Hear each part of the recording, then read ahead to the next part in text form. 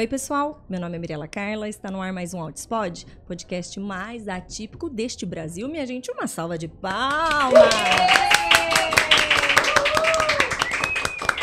Vocês estão vendo toda essa movimentação aqui atrás de mim, estamos no Terteiro, é um seminário que une arte e autismo, e na verdade é um convite para você aí, família atípica, para enxergar as potencialidades da sua criança, as habilidades, né? A gente cai muito na cilada de se lamentar pelo que o filho não faz, o que ele não consegue, ou não faz tão bem, ou não faz ainda.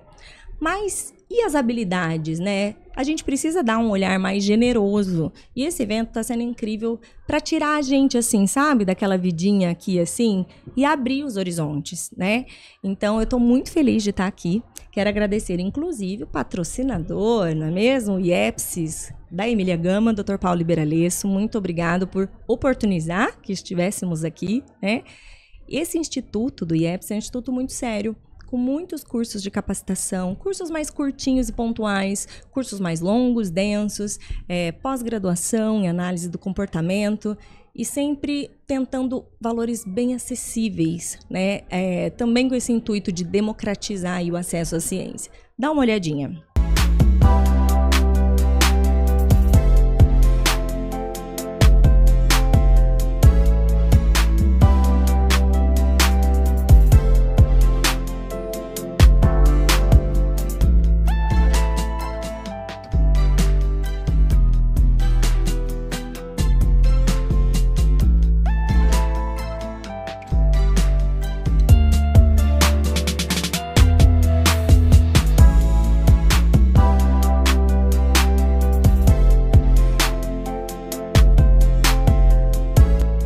Então, pessoal, não deixem de conferir, tá bom? Aliás, falando nisso, de apoio, né? Eu quero saber se você está aí me apoiando. Você já se inscreveu no canal? Me dá essa bolinha, minha gente. Essa altura do campeonato, você está aqui assistindo e não está curtindo, não está compartilhando, não está inscrito. Quanto mais vocês participarem disso aqui, mais vai ter a entrega desse conteúdo. O intuito do canal é levar informação gratuita e de qualidade para o máximo de famílias, né? Então, vem participar dessa comunidade. Para a gente aqui é muito importante essa interação nossa por aqui, tá bom? E agora vamos ao nosso bate-papo. Essa convidada que eu trouxe aqui, ela é muito especial, muito maravilhosa, já participou também do Autispod, é a segunda vez que ela está aqui, se Deus quiser teremos muitas mais, porque vou ficar sempre na captura dela, sabe? E a gente, quando foi pensar aqui num tema, né, uma coisa muito corriqueira da gente escutar por aí, são as características de autismo. Todo mundo tem um pouquinho de autista, né? Isso é verdade? Quais que são esses critérios que são obrigatórios? Quais não são, que são condicionantes? Vamos entender um pouquinho mais sobre neurodiversidade. Recebam com muito carinho minha convidada, Joana Portolesi. Uma salva de palmas! Obrigada, Mirela. Sempre bom estar aqui com você. Adoro o seu programa. Obrigada, viu? Imagina. E nisso, começando então por aí, todo mundo tem um pouquinho de autista? É certo falar isso? Se a gente for pensar, a prevalência alta, né, 1 para 36, segundo estudos americanos, é o que a gente acaba utilizando também no nosso país. Agora, pensando, isso está muito corriqueiro, né? Às vezes até algumas pessoas, né, falam assim, não, eu não vou na Joana, ou eu não vou, enfim, no Paulo, no Tiago, no Gadia, porque eu vou receber um diagnóstico de autismo. Não necessariamente, né? Eu acho que assim, existem critérios muito bem aí fundamentados para a gente pensar no que preenche, né? Assim, quais são as características que você tem um limiar diagnóstico. Então, hoje, se a gente for pensar, tem a questão médica e da neurodiversidade. Então, você tem, pensando na neurodiversidade, ela é descrita, né, pela Judith Singer já há alguns anos, como características diferentes a serem aproveitadas, né? Ao invés de ser uma lista de verificação de problemas. Sim. Então, quanto aquela criança, adolescente, adulto, enfim, quais são as habilidades e os interesses? Porque muitas vezes, até quando chega uma criança e a gente dá um diagnóstico de autismo, o pai fala assim, tá bom, tem um diagnóstico de autismo, mas e agora? O que eu faço? E qual que é a habilidade dele? E a gente fala assim, muitas vezes, a gente não tem essa habilidade, a gente vai construir essa habilidade. E aí, sim, algumas avaliações mais específicas vão nos ajudar nesse direcionamento. Né? Então, assim, uma avaliação fonoaudiológica feita, sim, pode dar pistas, né, de exercícios de comunicação social, enfim. Agora, na avaliação neuropsicológica também você vai ter um direcionamento em relação ao funcionamento cognitivo. Será que essa criança tem uma atenção que vai ter que ser muito mais trabalhada, uma questão espacial, que, né, física, motora e de memória? O que a gente tem descrito na literatura que isso é muito claro, né? As crianças com autismo de suporte nível 1, elas vão ter mais habilidades em termos de uma memória fotográfica, de uma memória visual e no raciocínio lógico. Então, isso hoje é o que a gente tem em consenso para né, o autista nível 1 de suporte, que a gente chamaria o autista leve. Agora, mesmo assim, é muito comum uma mãe dizer assim, o meu filho tem um QI acima de 130, preencheu o critério para altas habilidades, segundo o médico, segundo a neuropsicóloga. Agora, ele é muito ansioso, ele tem uso, né, da fala, mas não como a comunicação. Ele tem comportamentos disruptivos. Então, o que a gente fala... Independente do QI alto, o que é muito importante a gente sempre estimular nessas crianças é a funcionalidade, é a autonomia. Então, também em que momento que a gente vai dizer desse QI? Tem deficiência intelectual, mas às vezes assim, essa criança está começando esse processo. A gente estava discutindo muito agora na aula, né? Essa questão do quando fazer e quando não fazer uma avaliação neuropsicológica, por exemplo. Isso é importante esclarecer. Quando vale a pena, né, assim, ir atrás. E aí a gente talvez tenha dois momentos, né? Um momento que pode ser até, enfim, oportuno, onde os pais estão vendo um desenvolvimento. Então, deixa eu pegar um basal para eu ver no que eu vou poder desenvolver, né? Agora, quando a gente pensa numa criança que... o não verbal a gente pode avaliar. A gente tem instrumentos hoje a partir de 2 anos e meio que a gente consegue avaliar crianças e a gente tem também para adultos não verbais. Sim, isso é possível. Agora, quando a gente tem uma criança mais agitada, com comportamentos auto e heteroagressivos, as comorbidades, talvez... assim, ela não vai responder aquele refinamento que está sendo proposto. Sim. E isso sim a gente vai deixar de aproveitar. Mas é interessante, vou te falar uma coisa, já aconteceu, né? Assim, vir família com criança que os pais estão se divorciando, eles estão no momento de mudança de país, ou seja, cultura, língua, cheiro, sabor, tudo muito diferente para essa criança. E aí ela vem, vamos pensar, a gente pensa numa avaliação neuropsicológica, sim, que acabou pontuando aí a deficiência intelectual. Agora, eu falo para a família, não podemos considerar esses resultados quantitativos nesse momento, mas a avaliação pode ter tido pode ter sido importante para o redirecionamento e para o direcionamento ou para um redirecionamento da equipe, da intervenção, da orientação para a escola, da orientação de pais, né? Então, a avaliação neuropsicológica é muito mais do que mensurar QI. Ela é muito mais do que eu dizer o seu filho não faz. A gente sempre quer saber o que essas crianças fazem. Então, pensando assim, quando a gente fala em critérios diagnósticos, contribuição de uma avaliação neuropsicológica específica, é uma coisa. Claro que todas as outras avaliações, né, avaliação fonoaudiológica, super importante para a gente ver esse nível de linguagem e traçar os objetivos a serem trabalhados para melhorar essa comunicação social. Porque essa criança vai crescer, vai tendo uma demanda também social e claro que da comunicação também, né? Na escola também. E a gente fala assim, as avaliações, né, com os educadores físicos, fisioterapeutas, também para a gente conseguir estimular esse desenvolvimento motor, porque a criança ela pode ter marcos, né, dentro do esperado, do quando sentou, segurou a cabeça, né, andou, engatinhou. Agora, e como que ela é nos esportes, essa resposta sensório-motor? Isso no autismo a gente vê um desajeitamento. E muitas vezes a gente já consegue fazer isso logo de pequenininho. A gente já consegue ter umas nuances que a gente já observa. Então a fisioterapia, a TO, o educador físico, muito importante nessa jornada. E, assim, tem essa questão do repertório, né, do background, assim, cognitivo também, para a gente pensar na aprendizagem. Mas eu posso ter uma criança com deficiência intelectual que eu vou chegar na escola e a avaliação, assim, claro, a avaliação ali funcional de currículo e tal, pode ter que ser adaptada para uma matéria específica, mas não para tudo. E aí aproveitar a potencialidade da criança com assistente de sala, né, com acompanhante terapêutico. Então, isso é construído. E aí eu acho que é uma questão, até pensando, né, aqui no teatreiro e tal, isso muitas vezes ela pode ser construída a partir da criatividade. Da criatividade. Da arte. Ó, assim, pra mim tem sido... Bom, cada autista, cada família, né, cada história que eu conheço enriquece em absoluto, assim, a minha percepção de mundo, de vida, de objetivos, né? E hoje mesmo eu tive 2 entrevistas com 2 autistas com deficiência intelectual. E, gente, que fantástico! Porque carrega muito um estigma, né? E acho que, às vezes, muitas famílias podem cair naquele lugar de subestimar, que não tem muito a ser feito ou muito a ser oferecido. Então, esses 2 que eu entrevistei o Nicolas Brito Salles, palestrante, maravilhoso. Artista, fotógrafo, artista plástico, né? Super independente. Ele precisa de um suporte. Os pais dele estão aqui, mas ele está fazendo as coisas sozinho, os cuidados pessoais. Ele tem qualidade de vida. É um encanto. Gente, eu queria pegar ele num potinho e levar para minha casa.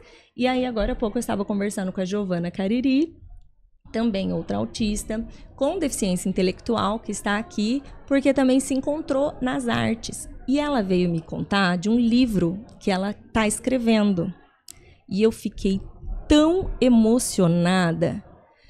Ficamos aqui no nosso estúdiozinho. Porque... E ela foi me perguntando, o que você acha que a minha princesa vai fazer? Porque ela é diferente. O que você acha que ela vai fazer com o monstro, né? E na história, eu falei assim, não sei, porque tá falando de poderes. Falei, vai, não sei, congelar, vai dar um choque, vai ser um poder diferente de princesa, né? E eu fiquei presa naquele padrão comum de pensar, dei vários exemplos comuns, né? E aí ela falou assim, não, a princesa vai dar um abraço nos monstros, porque não importa a aparência, não importa que eles sejam diferentes, o que importa é que tem por dentro. Gente, aquilo me desmontou.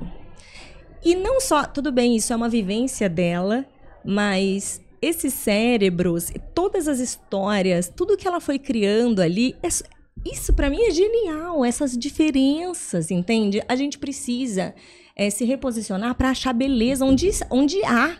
Porque tem muita. E é interessante, né? Porque a partir da arte, ela consegue organizar, né? Isso, a fonoaudióloga maravilhosa Betânia Mendes pode explicar isso melhor pra gente, mas assim, ela consegue organizar isso numa sequência lógico-temporal, acessar a memória autobiográfica, representar mentalmente a partir da comunicação. E aí ela comunica. Isso. Né? E é interessante porque isso foi a arte que proporcionou, porque isso é um interesse dela. Né? Então, o engajamento tá ali, é intrínseco, ela quer. E aquilo a gente traz. Isso que é muito interessante, porque aí vamos pensar, caso dela, né? O quanto, que eu acho que aí esse evento é maravilhoso para essas questões da arte na intervenção e no estímulo do dia a dia também pelos pais, pelas oficinas e tal. E muitas vezes, imagina que numa avaliação neuropsicológica, se eu não uso, talvez, né, um interesse, ou se não tem uma atividade ali que seja do interesse dela, pra que ela vai me dar aquela resposta? Sim. Então, muitas vezes, assim, sei lá, pra que eu preciso responder quantos quilômetros sei lá, do Brasil até Portugal, estimado? Ué, nunca vou fazer isso, não quero fazer isso, pra que eu vou responder isso pra você? Então, é sempre a gente achar o propósito, né? Nós temos a questão, qual que é o nosso propósito de vida? Isso nos motiva, apesar do nosso dia a dia não ser fácil, né, todos os dias, mas a gente sabe, tem um propósito, tem um amor, eu acho essa questão do amor à causa e tal, mas para eles também é assim. Também.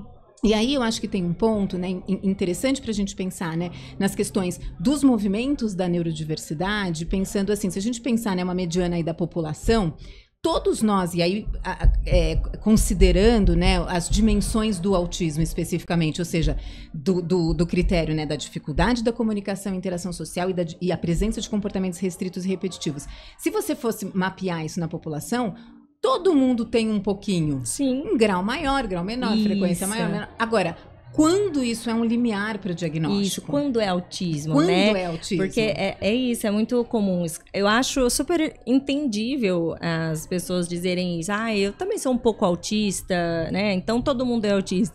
Não, não é isso. Mas a questão das características serem características comuns a todos os seres humanos. A questão é a intensidade daquilo e o quanto isso te traz prejuízo de vida ou não. É tempo e duração, né? Ou seja, tá ao longo da vida, desde o nascimento, desde a primeira infância, que já tem esse prejuízo, que claro que esses sinais vão ser observados pelos pais até antes, mas aos 6 meses isso já pode ser muito bem caracterizado pelos pais, mas o diagnóstico eles vão receber só com 4 e 5 anos. Então, isso que é a importância, né? Que a gente precisa escutar esses pais. Também precisa observar, precisa pedir vídeo da infância.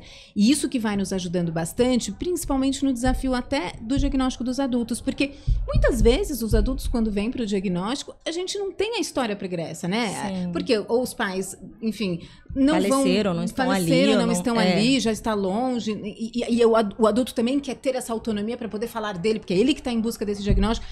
E isso, assim, é importante esse dado para a gente. E aí um pouco do limiar, né? Claro, a gente tem instrumentos, a gente tem o nosso raciocínio clínico, a gente trabalha com uma equipe multiprofissional, mas quando é autismo, né? Então, nós como profissionais também temos muitos desafios, e é o que a gente fala, muitos desafios. E assim, nós aprendemos muito com vocês, né? Assim, os pais, eu falo assim, que é a nossa maior fonte de aprendizagem. Eu trabalhei por muito tempo, aproximadamente 9 anos, numa ONG fundada por pais. E ali foi uma grande escola, porque assim, a gente essa nossa convivência, né, eu acho que um evento desse, né, que traz os pais, né, nesse processo de construção, de envolvimento, de empoderamento, e os autistas, né? Então, isso é fantástico. E aí, assim, aí a gente pensa, né? Tá, existe um movimento da neurodiversidade onde, sim, eu vou trabalhar e vou valorizar o que aquela mente tem de diversa e que é potência, legal.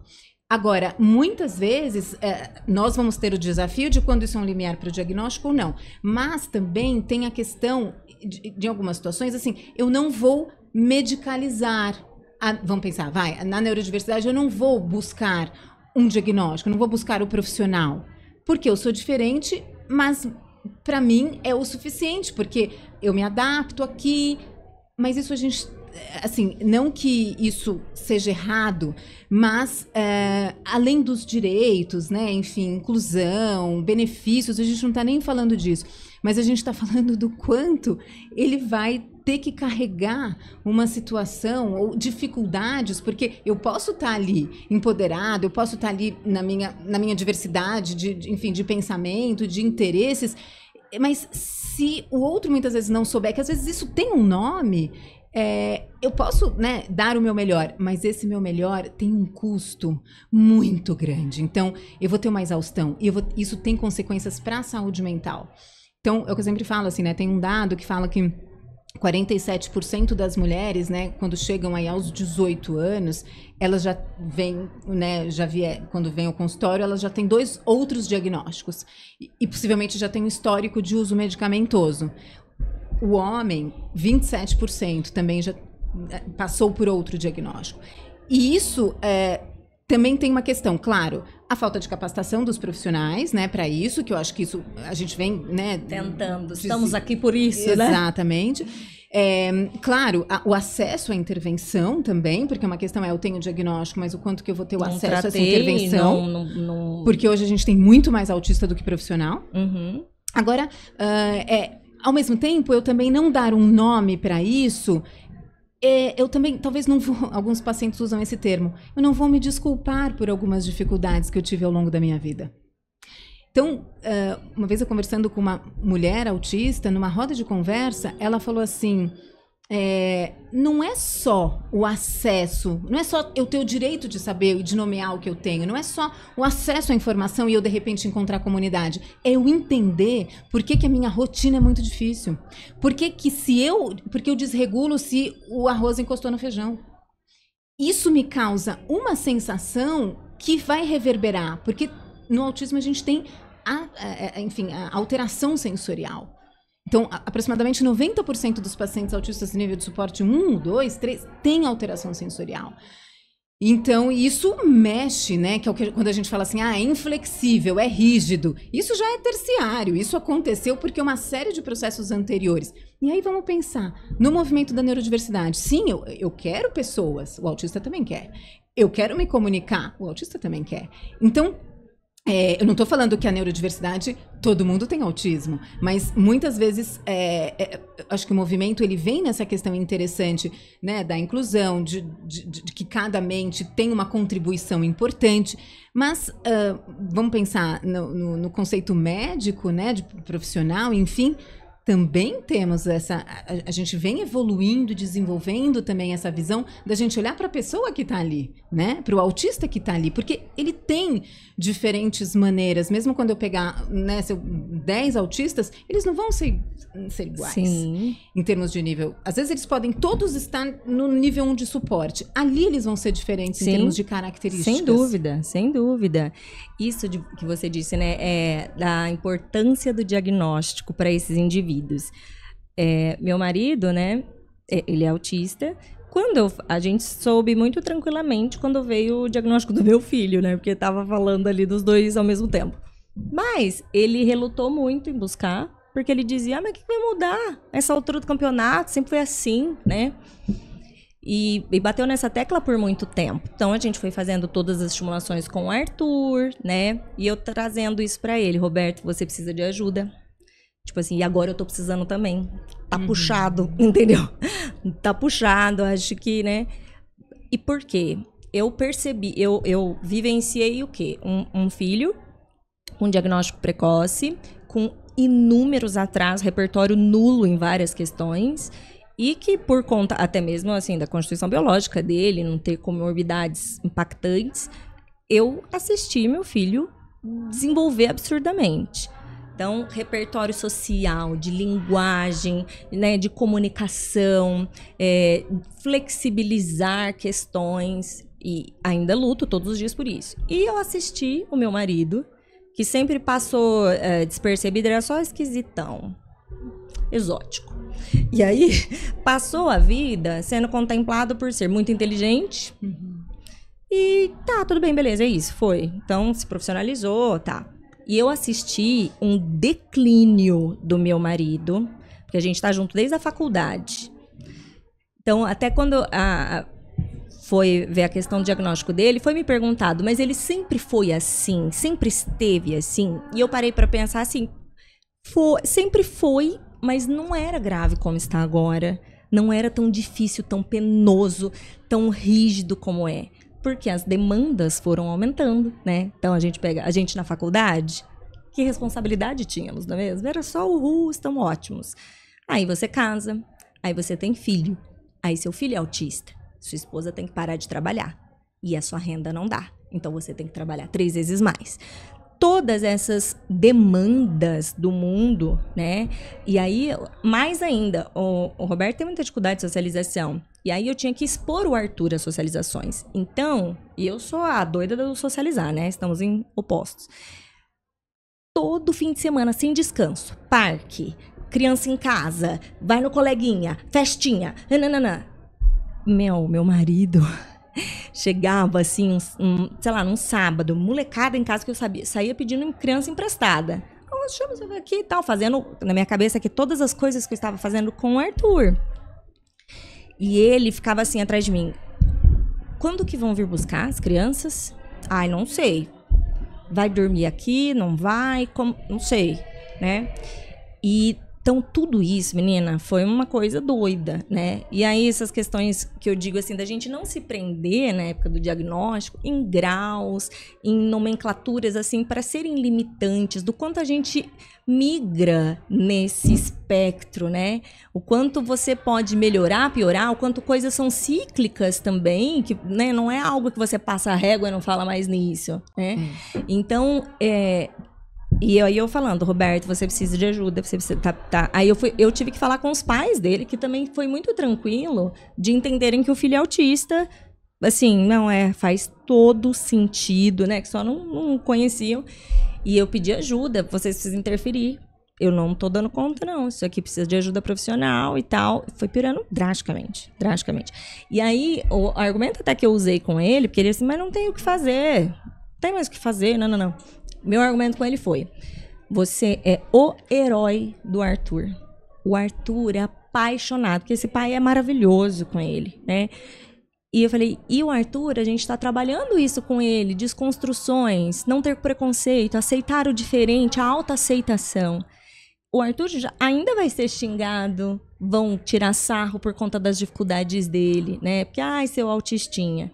Mas aí, ele é autista, o pai dele também é autista. Isso aqui é uma referência mais forte do que essa, né? O pai dele, olha onde o pai dele chegou. Ele não vai acreditar tão fácil quando disserem que ele não pode. Olha o pai dele, né? Olha quantas pessoas diferentes. Quando eu falei isso, aí na hora ele, então você vai atrás pra mim, vê, marca, né? Então, não, tudo bem, porque aí por conta do Arthur, né? E tem sido toda uma jornada, todo um processo, assim, pra aceitar, é difícil. Então, é muito comum ouvir de autistas adultos, assim, tipo, como se não tivesse mais o que fazer. Não quero, não vou, não vai mudar nada, né? Exatamente. Isso que você fala da questão das fases, né, e do aumento de demanda, porque possivelmente é isso. Talvez os pais, né, sempre regularam, sempre deram suporte e tudo bem, eu posso ter tido uma dificuldade de socialização ali, mas eu posso ter tido a referência de um melhor amigo. É o que a gente sempre fala, as esposas sempre, quer dizer, é difícil, né, também falar de todo mundo, mas assim, tem uma característica que acaba compensando as dificuldades, trazendo, exatamente. Mas é o que você fala, né? Teve um momento ali com o filho que gerou uma demanda, e aí tem uma questão interessante também, que essa é uma busca no consultório, né? Que eu busco o meu diagnóstico a partir do diagnóstico do meu filho, porque eu me identifico, né? Claro que no autismo a gente tem aí, né, 80% dos casos, 81% nesse envolvimento genético, sem dúvida nenhuma. Então, sempre a pergunta dos pais é, né, assim, qual que é a minha contribuição para esse diagnóstico? Mas o que eu acho, assim, mais bonito, assim, que eu vejo nessa relação, ou com a mãe, ou com o pai, né, quando um dos dois tem um autismo, é a identificação. E isso já acaba sendo, talvez, de uma maneira simbiótica, assim, que tudo bem, você vai ter a orientação, o treino parental e tal, mas talvez para ele, em algum momento, vai ser muito mais fácil. Outros pais dizem assim, mas eu tô lá toda semana eu tô das 6 às 8 brincando com meu filho e faço tudo o que a terapeuta indica, né? E aí que vem a dificuldade, porque eu faço isso, mas para mim é exaustivo. Eu não sinto que estou ajudando, porque para ele também é difícil. Sim. Então, é interessante, porque aí sim, esses questionamentos, a partir do filho, por mais que até na vida dele esteja tudo, por mais que vamos pensar, os amigos virem em casa, tudo bem, eu me adapto, é pelo meu filho, eu tenho um propósito maior em relação a isso. Mas nessa relação, essa identificação gera uma limitação em alguns casos. E aí, assim, mas por que eu não consigo fazer o que a minha esposa faz? Ou por que eu vejo... tá? E aí vem todo esse questionamento. Então, tem situações, assim, muito... É muito interessante. E o que a gente vê, né, assim, que eu falei um pouquinho na aula também, o quanto, assim, no autismo, eles aprendem. Então, eu acho que essa capacidade de aprender, porque e de nos surpreender. De surpreender. Eu falo isso que por exemplo, o Roberto, ele foi aprendendo as coisas da vida, assim, para se virar. Mas pro Arthur nada veio. Uhum. Não veio. Nada que eu esperei. Mas ele aprendeu tudo. Em outro sistema de aprendizagem, outra velocidade. Que é o que a gente fala isso, né? Assim, por exemplo, uma questão... E aí eu acho que nesse sentido, né? Pensando no movimento da neurodiversidade, com os critérios diagnósticos, pensando assim, não é uma coisa só que vai determinar. Não é simplesmente o meu diagnóstico que vai determinar quem eu sou. E a gente tem vários pontos mesmo, que é o que a gente fala do quantas pedras você recebe para carregar, né? Então, mesmo eu tendo um diagnóstico, o meu nível intelectual, o meu nível funcional, o meu número de comorbidades, né? A minha adaptabilidade, a minha rigidez, que é um pouco do que você fala, que eu concordo extremamente, que um pouco que você falou, né? Esse ciclo, mas que são... variações no mesmo ponto, sabe? Isso. Que a gente fala assim, eu tenho autismo, eu tô nesse espectro, mas eu vou ter variações aqui. Sim. E isso que a gente pensa do teu filho pro teu marido, às vezes é difícil dizer, foi exatamente igual, mas é o critério tá ali. O critério é o mesmo. Isso, justamente, né? É aquele ponto. Então, quando que é autismo? O que faz aquilo ser? Quais são essas características, assim, que são obrigatórias que tem que observar? Porque é o que eu disse, toda essa manifestação do Roberto e do Arthur foram trajetórias e experiências diferentes, mas esses critérios obrigatórios estavam lá. Que é isso, que os critérios, né, a presença de é um prejuízo da comunicação e da interação social e a presença de comportamentos restritos e repetitivos. Mas isso presente, vamos pensar, desde o nascimento. Aí, por exemplo, tua sogra talvez falar assim, mas tudo bem, sempre teve alguma coisa que foi muito diferente, mas eu não sei o que é. Geralmente, o que a gente pergunta, né, assim, se estabelece o contato ocular, na amamentação, se amamentou, mesmo quando deu a mamadeira, aninhava, né? O ritmo do sono, as transições alimentares, né? Ou seja, do líquido para o pastoso, do pastoso para o sólido, né? Muitas vezes não são processos tão tranquilos. Nossa. E de sono também não, por conta dessas alterações do ritmo. Essa semana uma paciente disse do filho dela, falou assim, ele no carrinho, ele foi ter o diagnóstico adulto, ele era super inquieto e eu percebi que ele ficava buscando como se fosse alguma coisa, eu dava chupeta, não é, eu dava o paninho, não é. Isso que eu acho maravilhoso, assim, dos pais. E aí eu percebi que era simplesmente ele encostar a testa em algo para poder ter uma sensibilidade, algo que encostasse, ou na cama, no berço, ou no carrinho, ou um paninho. E aí eu comecei a colocar uma almofadinha, né, para não sufocar, também tudo bem pensado, mais rígido e tal.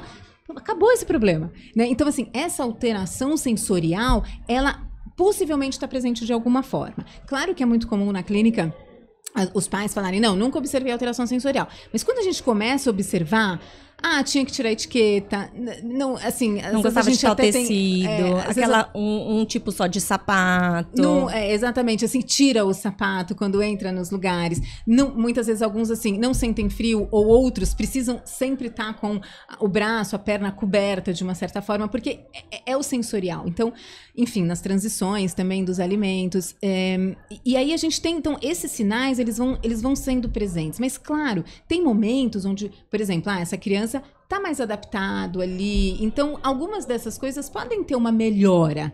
E aí a gente pensa assim, é uma fase que vai passar. E eu acho que isso que é interessante, né? Quando a gente vai pro pediatra, a gente tem queixas mais concretas, né? Ele tem dor de barriga. E a gente ainda não tem isso no autismo, assim, ele não olha no olho. Isso é subjetivo.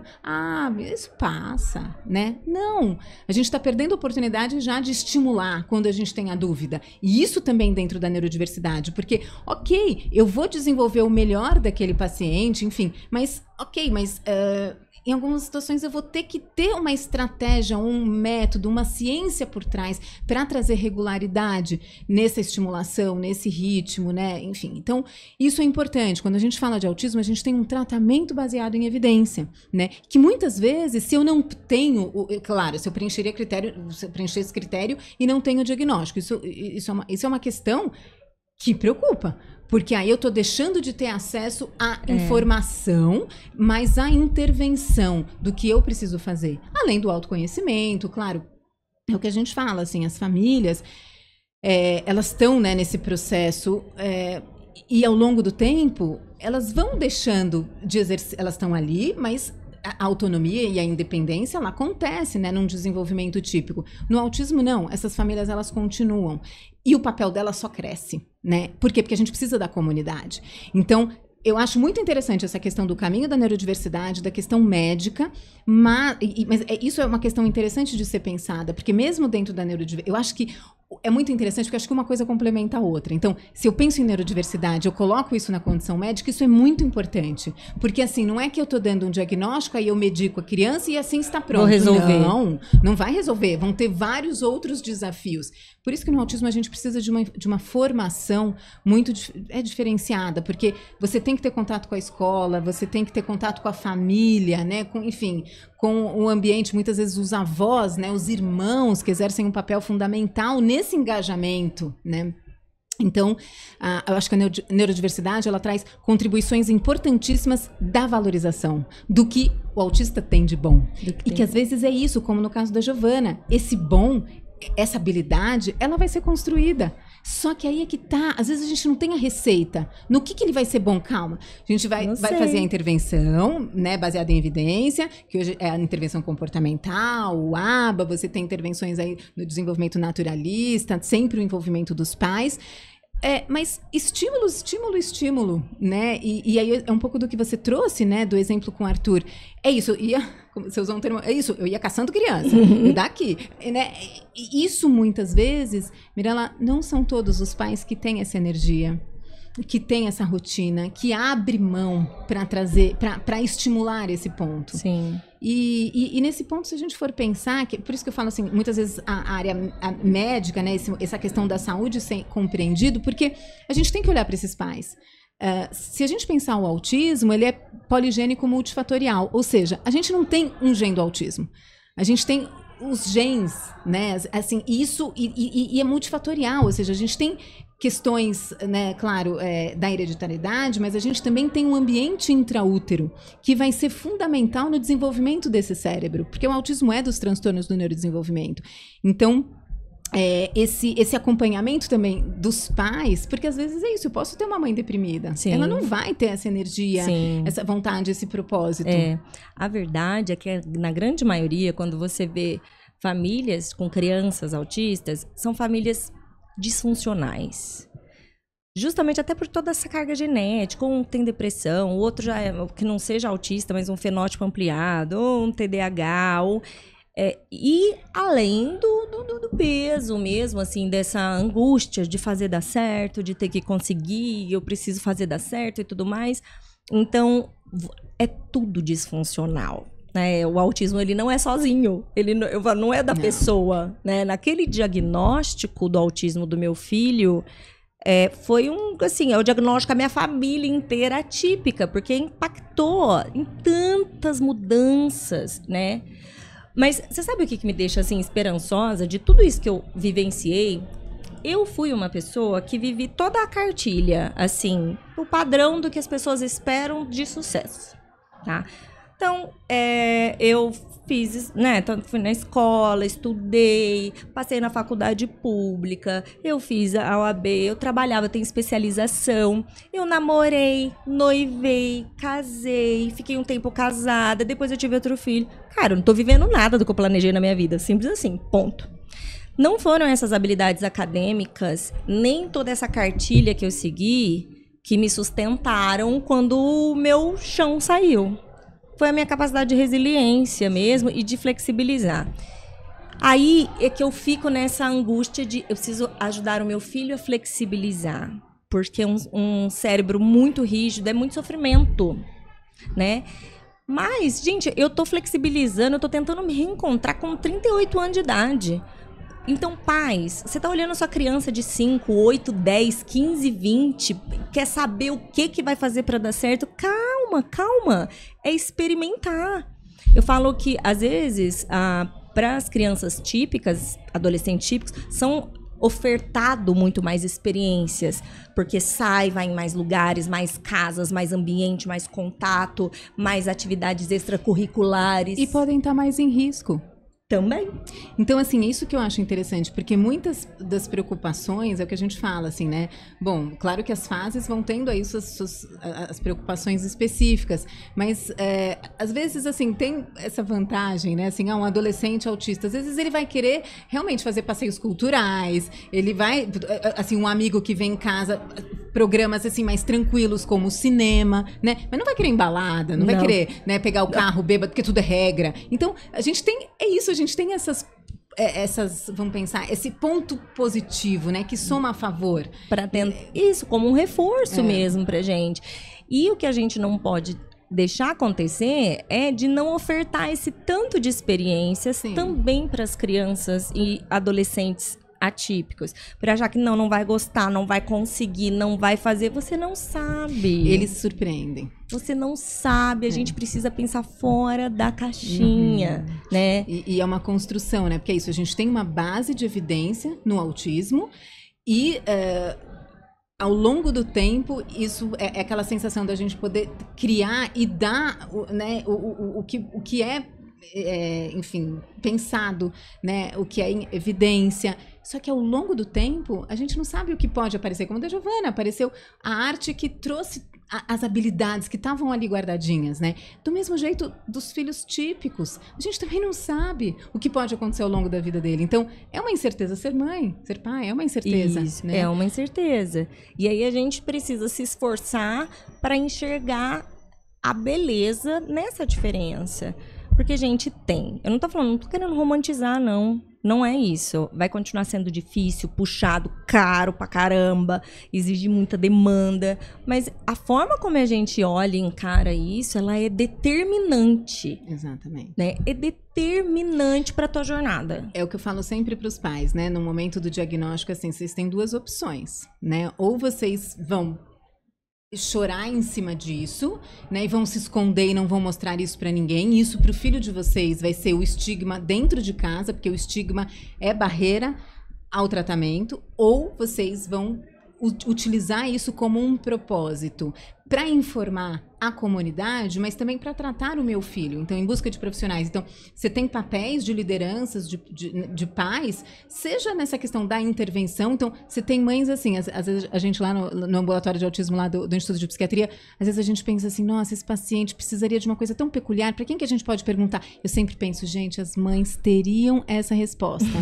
né? A gente precisaria de uma mãe aqui no ambulatório, porque ela seria a melhor conexão dessa mãe com o mundo, né? Agora, essa questão assim né, de outros pais que também lutam, enfim, nos direitos, que lutam dando aula, informando a população, produzindo artigo. Então, agora, quando isso acontece, o impacto no desenvolvimento do filho é diferente. É diferente. Quando tem engajamento familiar, é diferente. Não adianta. A gente lá pro interior, o que a gente vivencia não são pessoas com tratamento modelo. A gente experiencia ali mães na dianteira e famílias que se engajaram, envolveram, mudaram a sua vida e o propósito, né? E essas têm um sucesso muito maior. E aí a questão porque o que é o sucesso, sabe? O que é o sucesso? Não, e assim, pelo menos se tiver a oportunidade de experimentar para dizer sim ou não. Isso.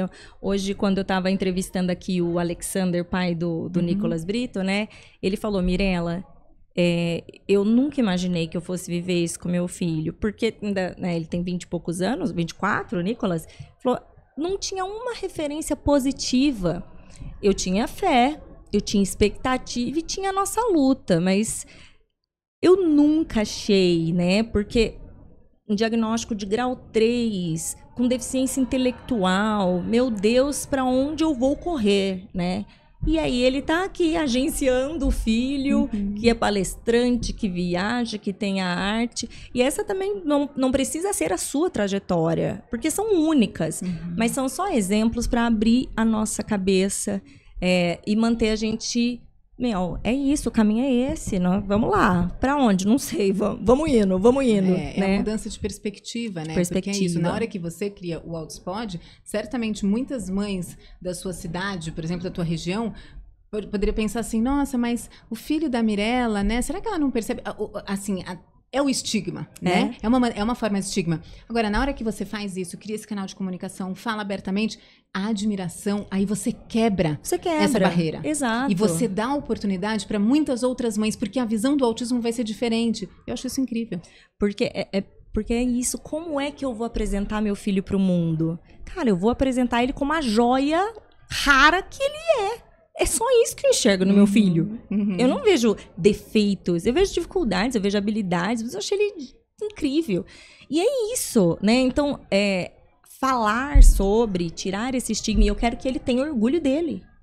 E tudo bem saber que ele tem dificuldades, que tem coisas que ele não gosta, coisas que ele não consegue, que é sofrido, né? Mas que tudo bem, isso de empoderar, a gente precisa... De novo, não é romantizar, mas mudar essa ótica, porque não é para ser associado a só coisas negativas. Porque não precisa ser assim, né?